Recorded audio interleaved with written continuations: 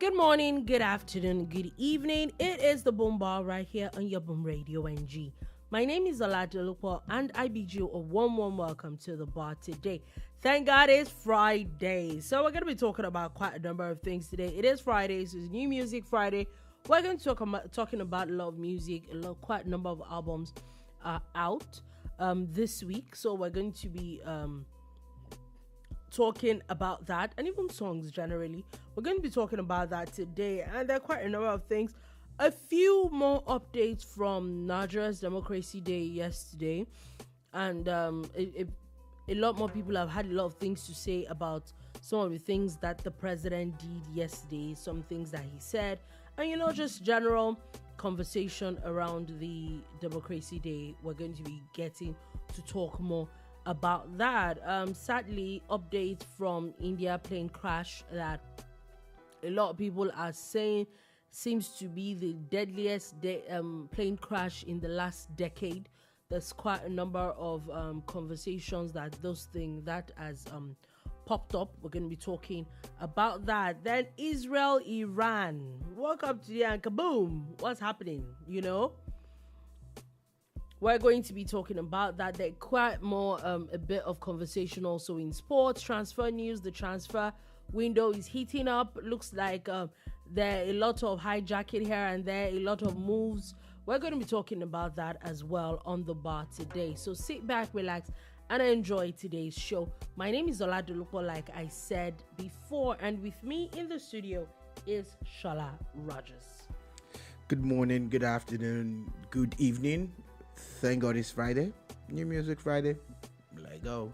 Okay, so we're going to be talking about quite a number of songs. And one of the things that I wanted us to actually talk about, or one of the things that popped up, songs that I wanted to talk about, and is the one that kind of got a lot of people talking this week, is Olamide's new song, that came out. That's 99.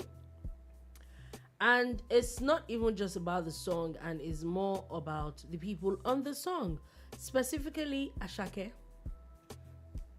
Did anybody see that coming? It's Olamide, now. The guy, I don't know. That guy, I don't know. At some point, we're going to start studying Olamide the way they study King Sunny Ade in some places outside Nigeria. Some schools have actually gone that far, But that's not even the major one for me. It's the fact that there's Shea Vibes and Olamide on the same song, and Ashake on the same song. That's another angle to it. You know, they've never been on the same song. At some point, there's supposed to be some, there was a point where there's some kind of intersection, and I think they both still went their separate ways in style. Now I'm talking about style and presentation and all of that. And, Ashake kept on rising, Shea Vibes kept on rising. And I was just like, it's good to have this type of talent, We're just blessed to be in this era. So it was good to have both of them. And then there was Young John, and there's Young John on the song too. And you start to wonder like, come on, what's going on here? Very interesting combo. Like that was a lot. And the British artist, Damon, or what's his name again? He just added his own flavor. It's so much talent in one song, and it's one of the shortest titles you will ever see. 99. Two letter nines.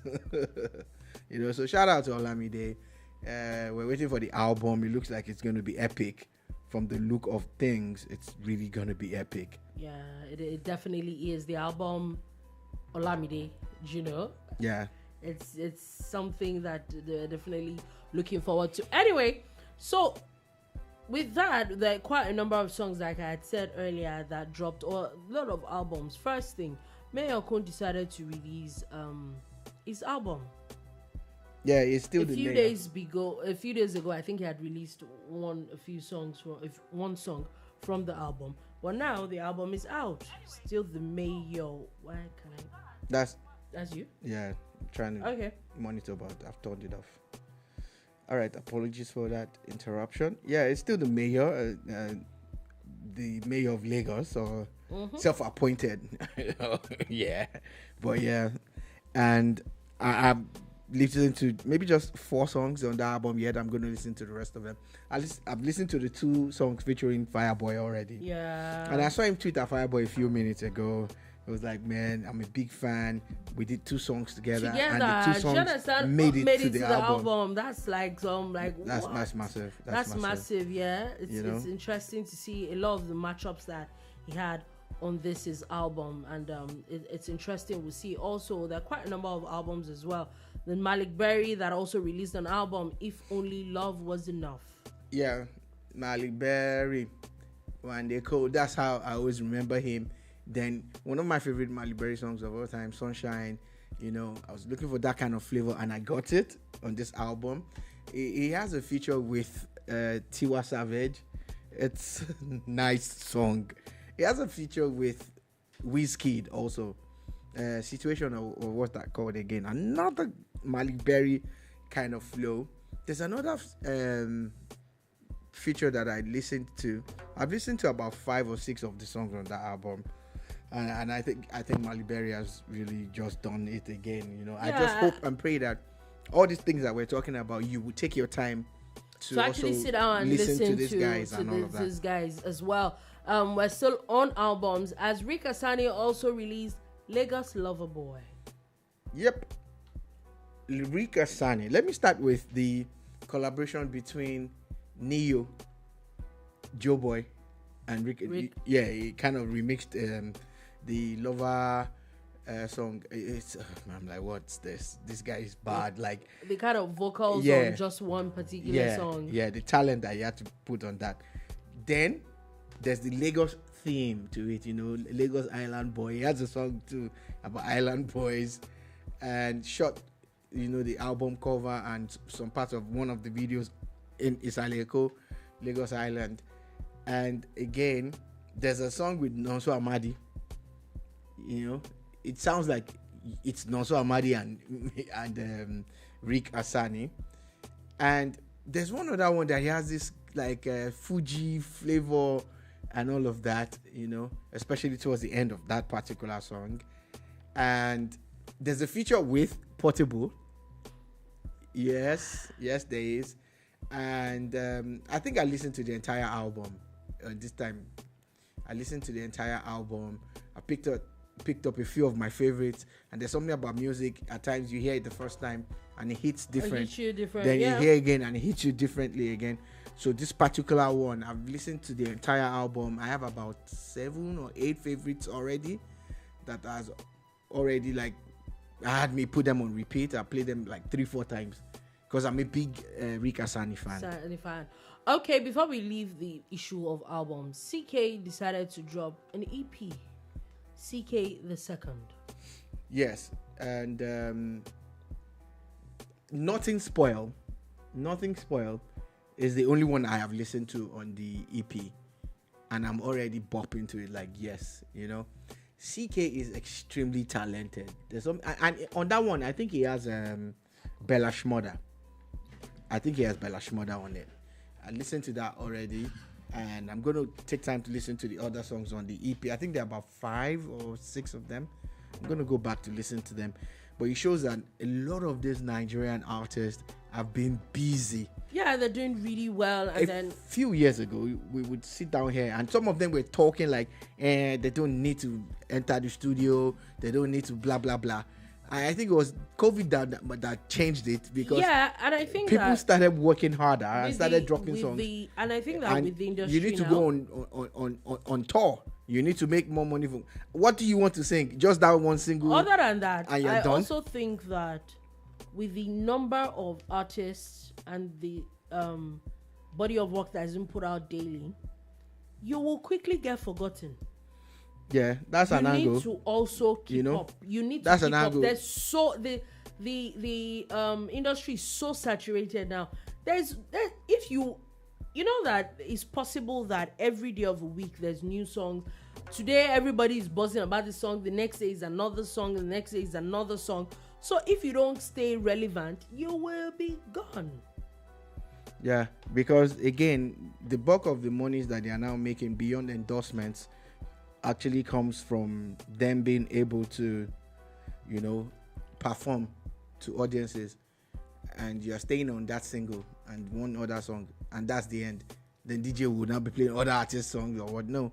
So you see them dropping stuff. I listened to another song, Amigo, Zeri DL, Charlie Poppy's brother, and that song has already blown.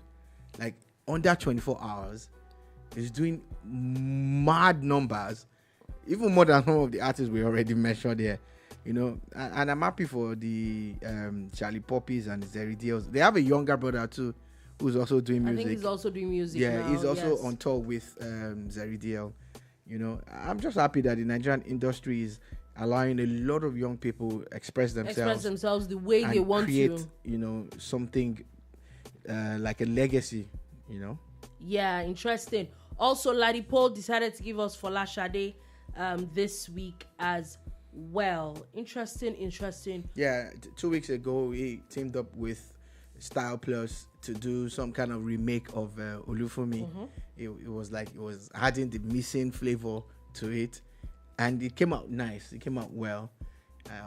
I was glad they could team up with them.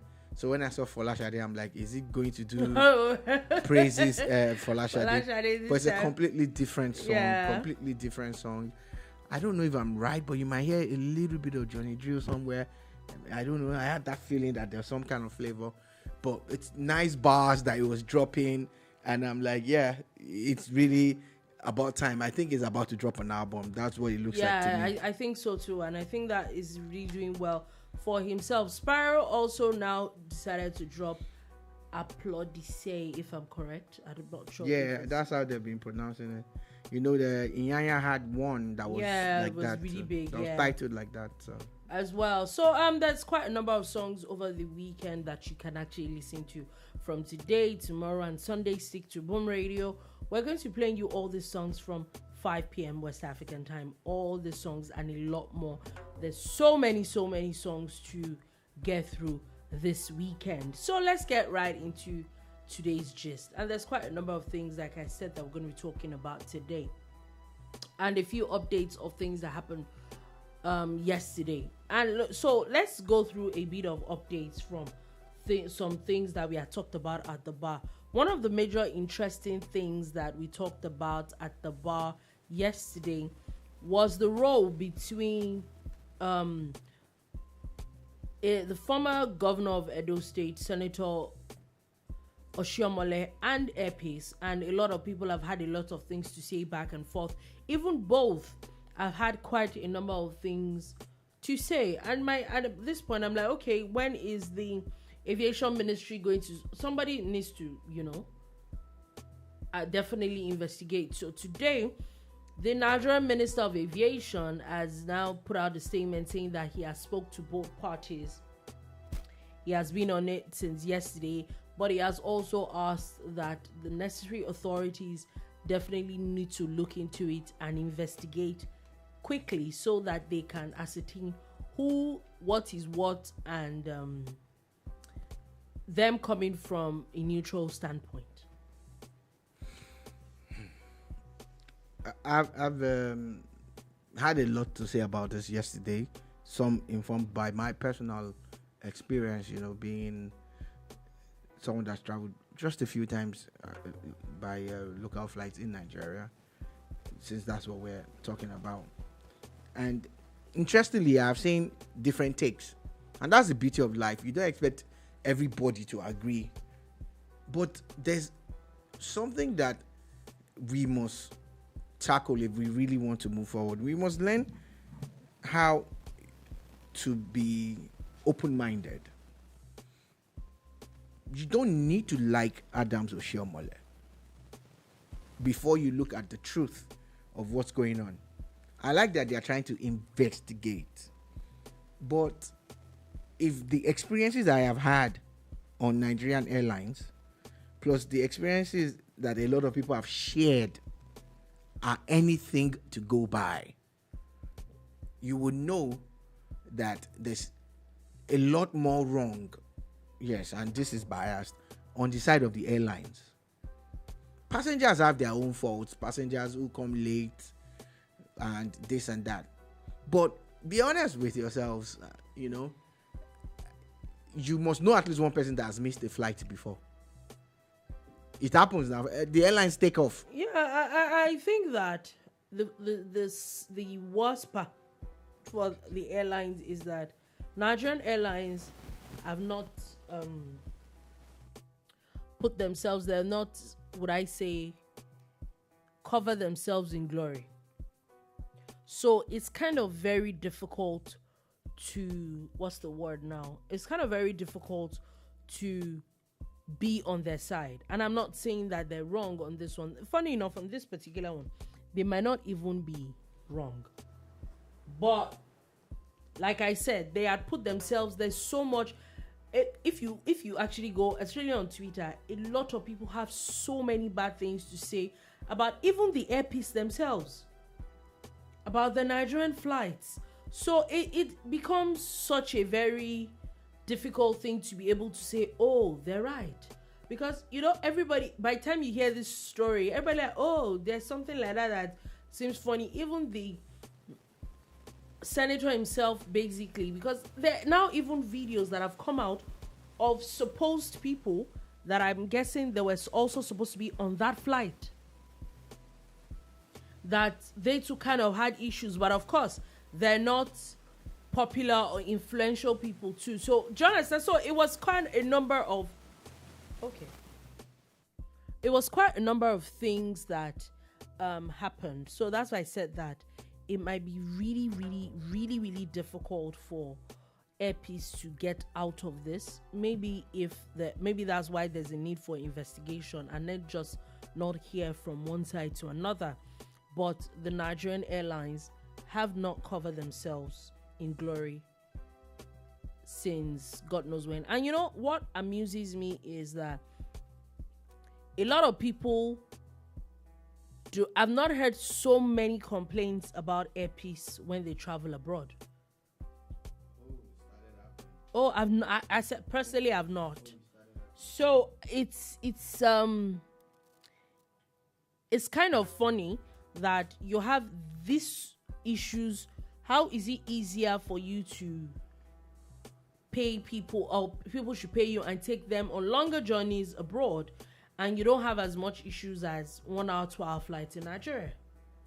Is it because you just feel that Nigerians can be taken advantage of?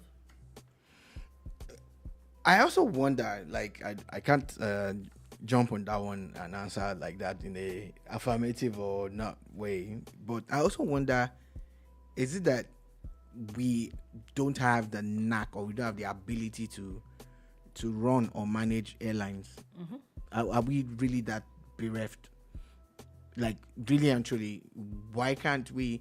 This is a country that had the Nigerian Airways that many countries didn't even have airlines. Yeah. When Nigeria had the Nigerian Airways, you know, understand? So you start to wonder.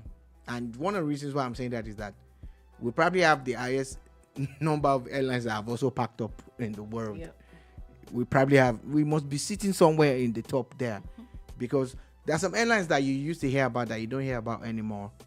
At times when you're driving past the local airport in Lagos, you see a lot of, you see them there. The planes, those there. Planes are just there, you know, and all that. So that's what's really happening, and how can we fix it? You know, do we maybe need to outsource or get more training?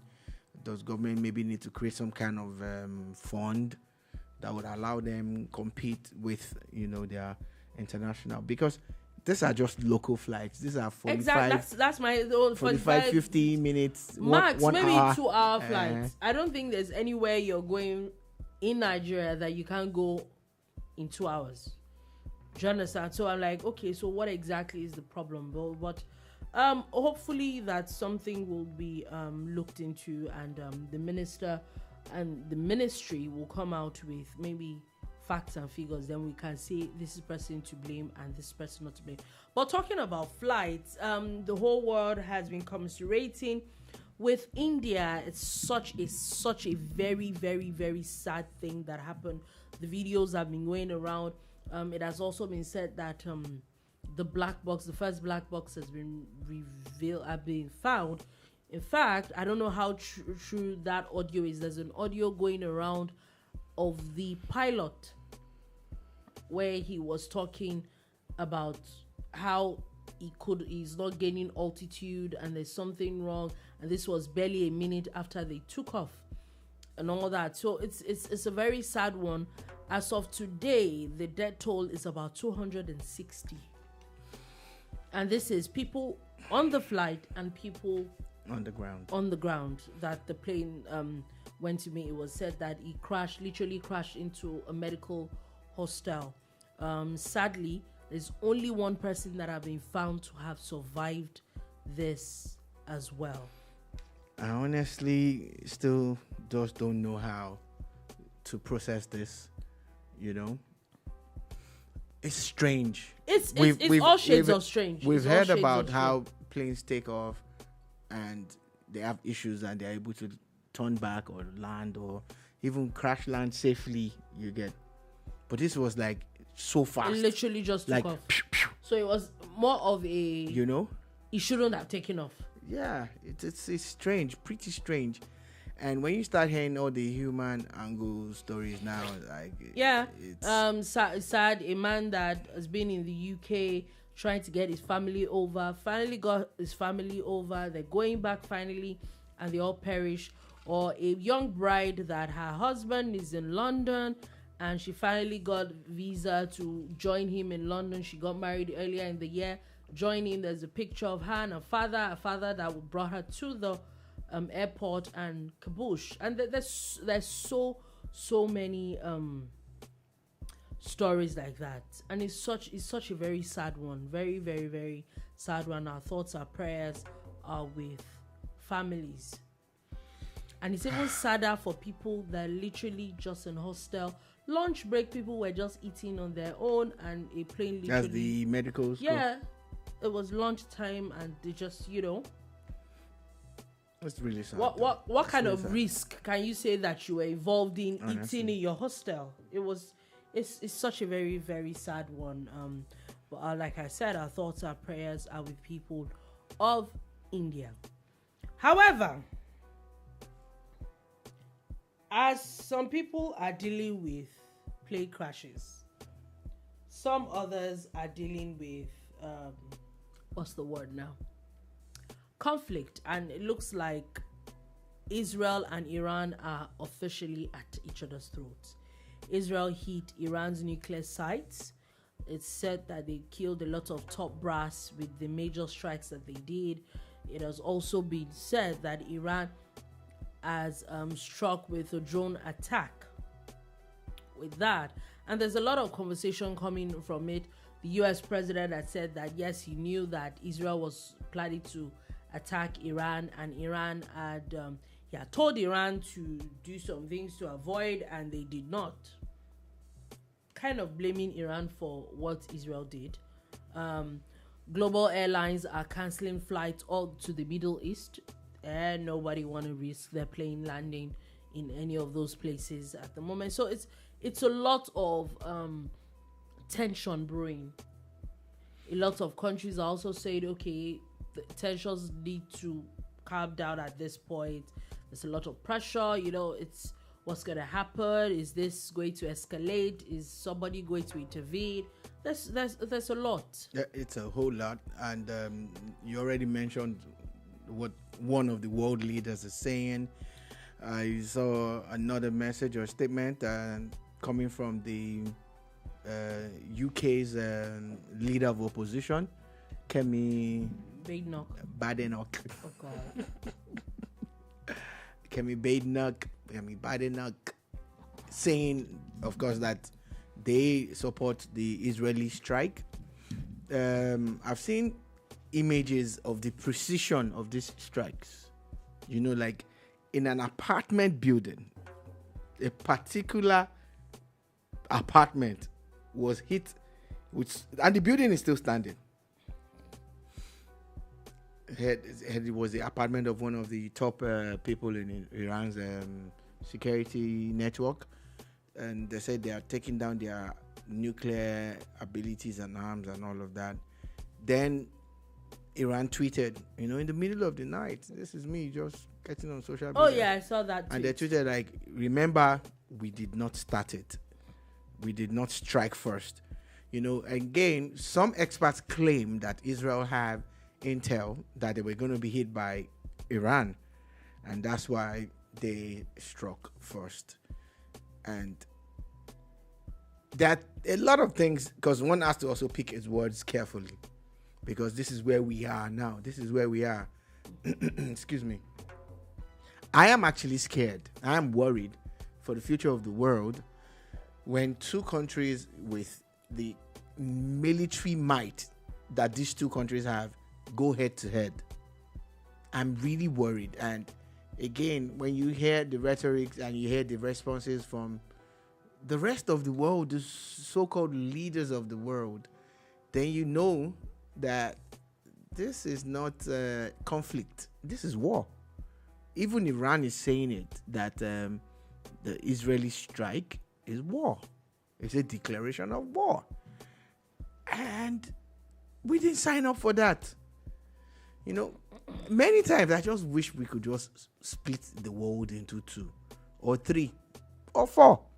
The people who want to be fighting wars, let them fight on one side. I was even going to say. The ones that want to be doing some things that we don't want, let them be. Those of us that just want to stay normal, let us be in our own side of the world. I don't want this like Nigeria battle. now. Nigeria is far from those places. Can we have peace? Can we just keep it in house? Let's just keep the fighting in house. Thank you very much.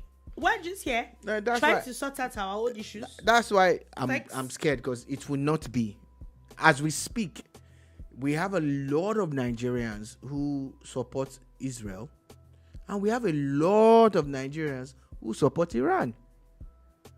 And some of it is driven by our religious affiliations. You get? Some of it is even driven by our political affiliations. It's like when there was an election in America and a large chunk of people were supporting Trump, another large chunk were supporting Biden, and I'm looking at my people like, crazy, they worry now. What's your business? Crazy, they worry now. I am worried, and there is no one out there in the world now that can actually call these two to a table. Maybe, will it be Putin? Will it be Xi Jinping? Who will call these two to say, let us not escalate? Because definitely America knew about it, and you heard what their president said. We just want peace. I think you should have said that, though. At the end of the day, we just want peace. Now that old saying has to come back. Peace in the Middle East was a thing that we used to hear about a lot. We need peace. I'm just really scared. And to everybody that is listening to us or who's monitoring what's happening out there, if you have an opinion or a view, please let us know. We would appreciate your messages or your phone calls or whatever. Be a part of the show. And remember to like, comment, and share also, so that we can all have these discussions and also prefer solutions. And again, Israel's capacity to fight more than one perceived enemy enemy. My issue is that another I angle. see a lot of people say, oh, Iran has this, Russia has this. Nobody knows what Israel has. That's the issue. Yeah. They are fighting everybody. Okay.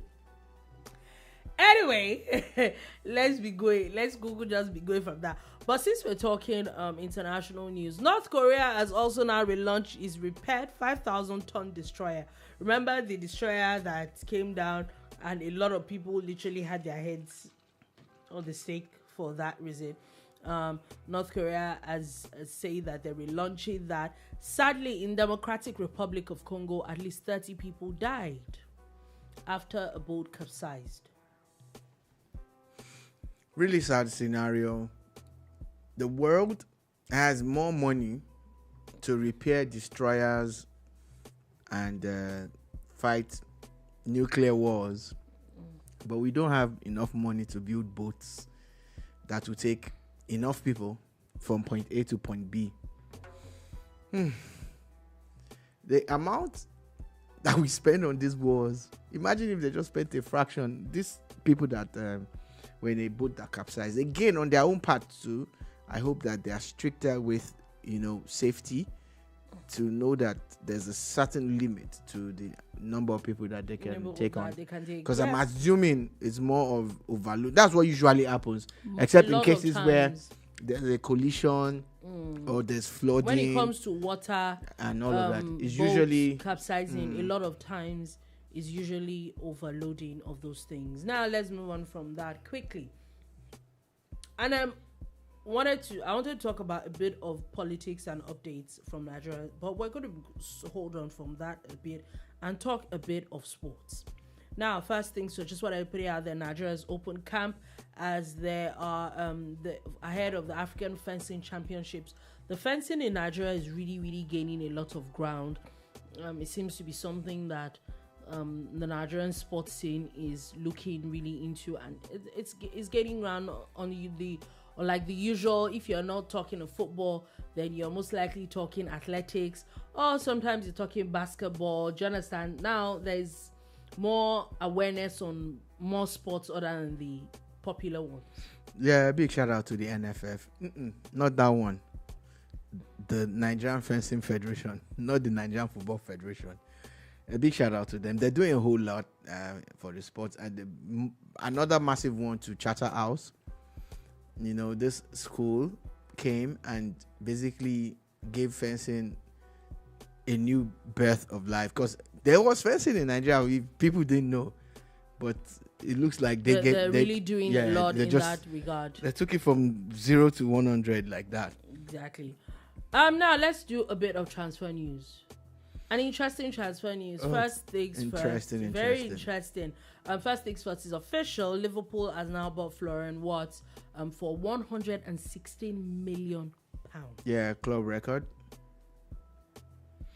It's funny how, I'm not gonna lie, and I follow sports a lot. Florian Wirtz never stood out for me. With that kind of body, yeah. Not before the money itself. It never stood out for me. I'm like, that kind of body. Okay. Who is Florian Wirtz? And arguably, he wasn't even the best in that position. In Bayer Leverkusen, yeah. It wasn't. And I saw a joke somewhere. Someone said, now it's a good time for the new Bayern coach to refund some money to Man United after making them spend so much on Onana and a couple of people. And now that he's clearing out, he's really making a lot from the sale of Florian Wirtz, that there needs to be some refund. Yeah. But Florian Wirtz, I saw him play, a few days ago against Portugal, and I think he's going to be a hit in Liverpool. I think that he's not a bad player. I just feel that I never heard of him. It's a lot of money. I'm not gonna lie. I what do I gain? You're supposed to know it. No, you can't know it all. But yeah, shout out to Liverpool. They show intent. Interesting, moving quick and buying a player. Because Liverpool is not one of the teams that pays that kind of money for people. Liverpool don't. Yeah, they're showing intent. They are champions of England, and they're going to let a few players go, and they're getting some world players come through the door too. The fact that Nunez and 1 or 2 or 3 people, Trent is gone, they have a replacement for him already. The guy is going to come through and all of that. Shout out to the Liverpool management. They are lucky. They have owners who are also American too, and I'm referring to Man United when I'm talking about this, who are actually not killing the brand. Unlike the United one, where from the day these guys took over, business for them. They just put all their debts on United, and as long as they can just play passable good football to qualify, remain in the Champions League, or Europa, just remain in the top 10, just be in top 10, just remain in the league. At least don't relegate. I say it here boldly: the acquisition of Man United by the Glazer family is a curse to United, and they're paying for it, So of course Dolupo still has the lead on this one. Oh yeah. So we're still talking about that. That's for Liverpool at the moment. And one matchup that a lot of people thought was gonna happen or was not gonna happen or will I say, we thought was the trajectory, was Kevin De Bruyne. Everybody thought, oh, after 10 years in Manchester City, he's just going to go and play Saudi football, and it's just the guy would just be chilling. It's in his 30s, But I think that we've seen how in the last couple of years football has evolved. I remember we were having a conversation about this a few days ago or a few weeks ago, and we had said that a lot of things have changed. There's better training. There's more technology that is evolved in a lot of these things. So it seems like people's careers it looks like it's longer. It's getting longer now. There be a lot of things that they're doing now that helps them elongate their careers than the usual. Once you hit 30, you're already getting old. And like I saw, it's for this reason that we see a Kevin De Bruyne in his 30s going to Napoli. It shows you the quality that he has. It shows you the level that he has attained. At City, he did it all. Oh yeah, I think that did it all. Probably one of the and best. And according to some of the experts that we've been following, he was always going to go to Napoli. Napoli had made this move months ago, and he had also mentioned too that he wasn't staying back. And he didn't leave under acrimonious circumstances. In fact, the party that they had for him, the highlight of that party for me was the arrival of Pep Guardiola on a bicycle. He rode a bicycle to that party and rode a bicycle out of the party too. The robot himself came with his chauffeur-driven car and who I'm calling Alan. Yeah, and it was such a nice. Some people leave and people just don't want to talk about them or mention their name. The academy that is named after him. They're most likely also going to even make a statue of him. So it's literally living City as a legend. It will always be. When you hear Kevin De Bruyne, it will always be attached to City. There's nothing you can take away from that. So I wanted to run quickly about something when you were talking about that. He's going to Napoli, and because if you look at Napoli, they are a massive team. We also saw what they did last season, right? This season that just ended, and there's a guy that they kicked out from Man United. Scott McTominay, that became the star of the team. Yeah. Now, with McTominay and his former number one rival from City in the same club, expect some amazing football from Napoli next season. Because I'm looking at their team list. I don't know if all these people will say Bonjour, Contini. They have a nice squad, a nice balanced squad. And they are still chasing players. They're still chasing...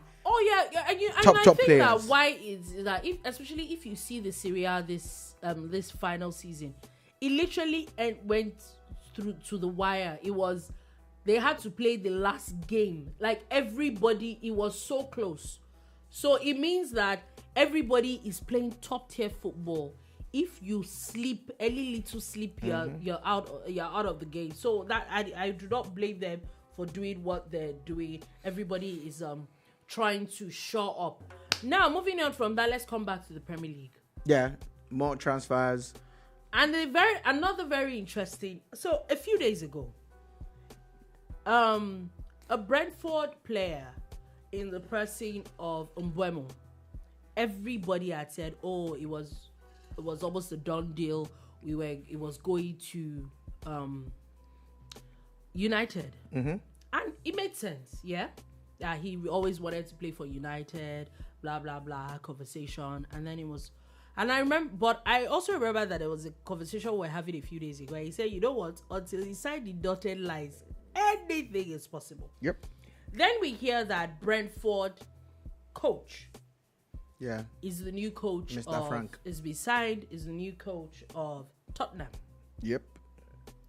And then, next thing, Tottenham is talking to Mbeumo. Yeah, they would, and it's a smart move, and maybe the that conversation was is the that plan. He's looking like, because he is his coach, it was his former coach. They're also going to play Champions League, having won Europa. You get, he was willing to go to United out of passion and good pay. You get a bigger team than Brentford anytime, any day. Yeah. But this is where it gets funny. The instant that United signed Cunha for 62.5 allegedly or reportedly, Brentford said, that's the amount you are paying us. But United opened bid at a lower price. And they have reportedly gone back twice at a lower bid. The deal, because the transfer deal takes you clearing things with the club and the player. Player has already agreed. The players agreed. The problem is, if United are serious, they will now go and crawl and beg and say, okay, we'll pay what you want. Because it's the transfer market and that's how things get down. But Tottenham, knowing that United were playing hardball, quickly moved. When they were moving for the coach, people didn't see it. But this is where they were going, because the coach will be able that's not the only Brentford player that they want. That they want, yeah. You get so, which is a smart move that they have been used to a lot. It might not be a lot of people have said, Frank going there, he had stability at Brentford. It's going to a place his job is not safe, but it's other things involved, and this is it playing out. It's looking like it. We're definitely going to see a lot more interesting matchups. Definitely from now on. You're done with the transfers? Yeah, you have more? No, Yokesh is another hot transfer. Oh yeah, that's another very funny issue. Nobody's talking about it, and this was a guy that played in England, didn't do well. Then went to, of course, Portugal and became a star. And look, when you score 50-something goals in a season, you must give that person credit regardless of the league that he's playing in. And now, the two victors, him and Victor Osimhen, are arguably the biggest out there. There's Sesko. And a lot of the experts have said, Arsenal has zeroed in on Sesko. Oh, they were just going to get only Sesko. Nah, lie. As it stands now, Arsenal are still talking to Yokesh. Arsenal are playing Champions League. Yeah, that's one angle to it. Arsenal need a top striker. Like that's arguably the biggest need. Yeah, that's for United. For United, they need about 5 positions or 6 to be shored up, including the goalkeeper's position. Yeah. But for Arsenal, maybe just 1 or 2. 1 or 2, yeah. So Yokesh is still on the table. Sadly, we're hearing talks of how, the club is holding out for a premium on his buyout. And if that's the case, how many clubs can afford to spend? It's not as if they don't even have the money, but because of the PSR, they must also check and maybe have to sell 1 or 2 players before they can now say, okay, we're buying. So are we sure that if we can get that quality for a cheaper price, why not let us? So that's also a very, very funny thing. But of course, the transfer windows is fun. It's fun to actually look forward to. This weekend, the Club World Cup is starting. So that's another major football that we're going to be seeing a lot of matchups. Personally, I think that the first set of matches might not be so intense because I think a lot of people are going to drop out. A lot of clubs are there without see major matchups when it gets to the quarterfinals and all that. But you never can say it's football. Anything is possible. Speaking of the Club World Cup, it's the biggest ever that they've had. They've really expanded it to actually reflect a World Cup. Like the nations playing World Cup now is the club version of it. It was never this big, and we're hearing stories of how FIFA is struggling to sell tickets in America, so they're crashing the ticket prices drastically.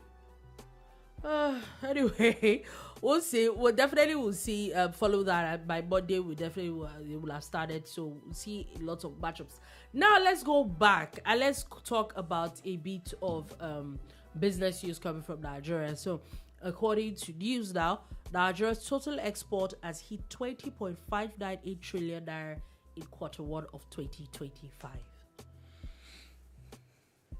This is actually very, very good news for Nigeria to get out of the doldrums, for Nigeria to compete again, for Nigeria to build a strong economy, for the naira to appreciate. These are one of the things that we must do. We must be able to ramp up what we sell to the world, Yo, so I that we export can this so we too. can earn, forex, and meet the demands locally. So this is actually one of the best things that you can hear of, especially when you take a look at all the figures. The figures are looking good for this country.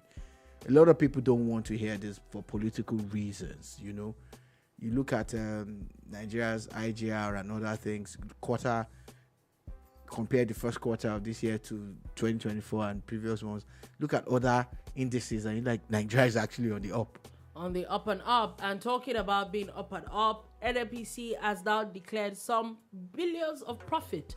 In fact, it looks like, because one thing that got a lot of people talking is that in the past 2 months, the past couple of months, NNPC have now been releasing monthly reports.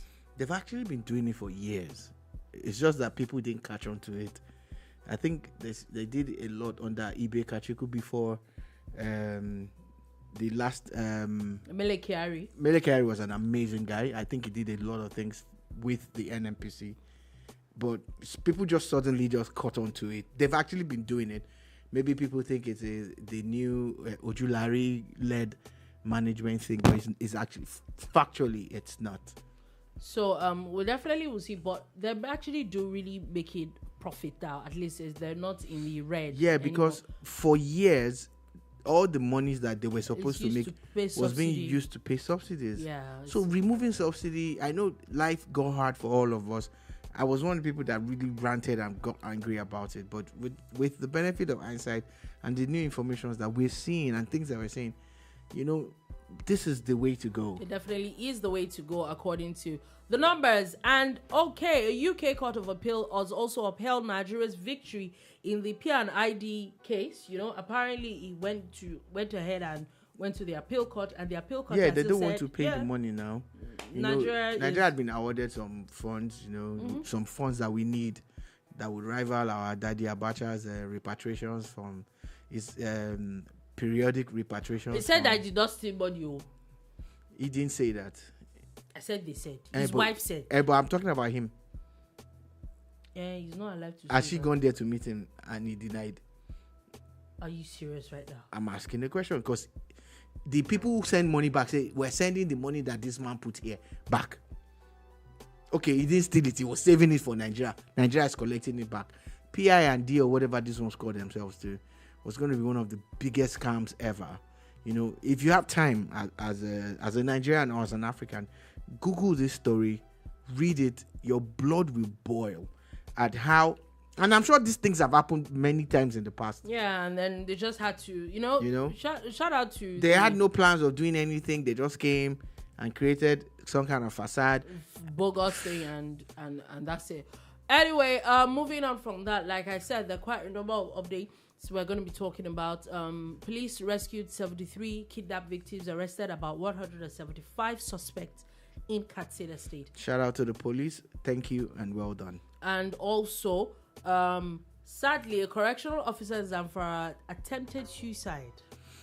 Honestly, suicide is a major issue. We must not just gloss over it. I hope that the person is getting the help they need and people are trying to get to the roots of it. Okay, now moving on from that, let's take a bit of conversation. Like I said, some conversation is that there's, of course, because of June 12, MK Abiola's conversation is always basically the ballpoint of.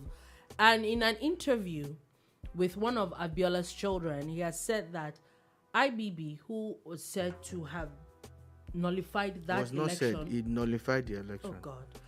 Has privately apologized to the family for annulling that election.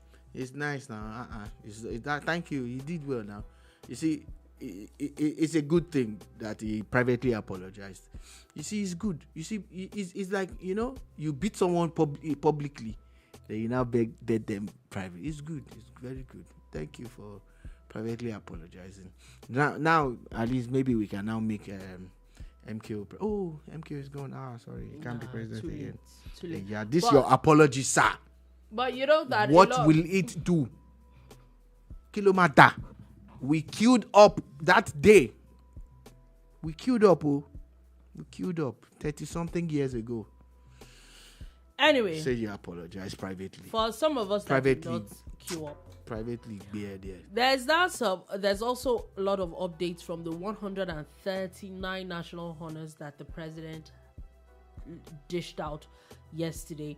There's been a lot of talks here and there, videos coming out of even people that one did not think had anything to do with the June 12, and you think, because this person is the governor or this person is supposed to be the opposition. But even according to another statement from the president, said everybody that was mentioned had something one way or another to do. The likes of Femi Falana. There's an interview yesterday of Governor Uba Sani that he was actually in detention. Yeah. When when Abacha died, they were Uba Sani. They were all like part of the and I think Bagwada that this Kauto. Is a lot of Bagwada Kauto. Do you know that there's a press center in Alausa, Lagos State government, that is named after Bagwada Kauto? As soon as Tinubu became governor, that's what he did as a governor. And the guy is not from Lagos, so it's not even a tribal thing. It's just recognizing people who actually laid their lives on the line. I think that what this also is brought is supposed to also now, let's talk about educationists, historians.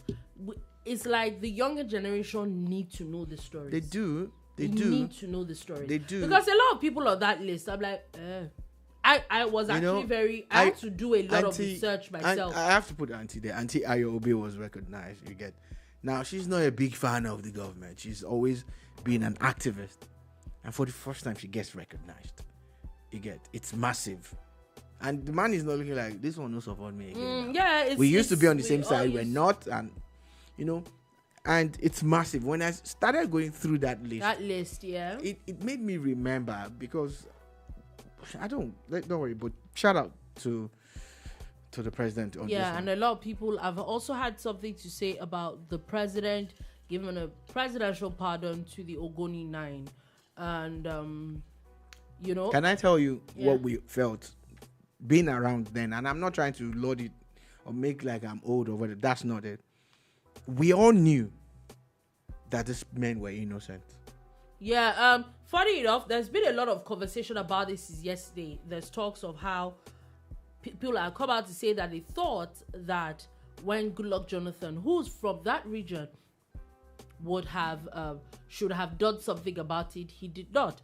And I'm like, I think that we should get to a point where we should stop putting expectations of people. Why I said so is that this is basically the same thing people said when former President Buhari made June 12 Democracy Day, and a lot of people said, they thought that former President Olusegun Obasanjo, who's from that region, would have done it. Obasanjo was in prison. They brought him out and made him president. And it was a settlement for the Southwest because MKO died. Obasanjo became president because of MKO. They are both from Abeokuta. They are both from Ogun State. Okay. 8 years. For the 8 years, all the governors in the Southwest were pushing and clamoring for June 12 to become something. Did he do it? Did he remember that that's the only reason why it became a consensus in a way? People should stop this game. That's what I'm saying. When that maybe you shouldn't put the expectations on people. When the time comes, who's going to do it will do it. Also, I saw another conversation about the same Ogoni 9 saying that the president shouldn't have given them a presidential pardon, but should have exonerated them. It's all right. Opinions will differ. People are entitled to their opinion. Another angle to it is that they're saying that what's the point of exonerating people that are dead, or what is the point of pardoning people that are dead? instead of pardoning people that are alive. Like, and I read something that somebody had said, like, take for example Nabikado, and I'm like, wallop. I would plead the fifth on that. I plead the fifth. I'm just giving updates. Yeah, that's what we do. Tolupo Rogers says mental health. It has said people died during June 12.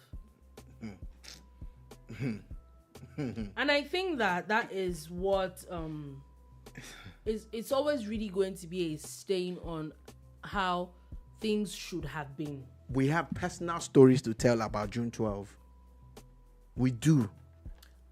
We Closure experienced for the family. it. Yeah, I think that closure for the family would also the fact that their parents are being Thank you. eulogized, and it's literally in the sands of you time. say what does it do for the people who are saying that they have a closed mind? Do you see how happy the Abiola family is? Mm-hmm. From the time Muhammadu Buhari made that pronouncement 2 years ago, it was 2 years ago today. I think those things really help a lot. I think that I think I saw a statement from Masob really being happy about what the Ogoni 9, and I think that at times it really helps people move forward from these things. Yes, I think a lot of people say it's a political move. Yes, it could be a political move, but I think that it really does. What is the bottom line? It really does help people's psyche move on from the hurt and the pain that these things cause. Anyway, very interesting conversation popped up as El-Rufai's son, Bello El-Rufai, who's a member of the House of Representatives, has apologized to former President Jonathan, saying that he was a major opposition or when the president was there, when he was there, and he's saying that he's sorry because a lot of things that he criticized him over is until he got into the system before he saw some things. I'm happy for him. At least it's gotten some kind of... And I think that, to a large extent, I think that it's something a lot of people say that, until you get into the system, you might not understand. However, I'm like, okay, let's also remember that a lot of things happened when this person was president that a lot of people did not like. And it wasn't like it was wrong. They were wrong for... The truth is that I don't know who you believe or revere the most, or who you think is the most intelligent person. When they govern, they will never have 100%. Nobody, even Jesus Christ, had Judas Iscariot.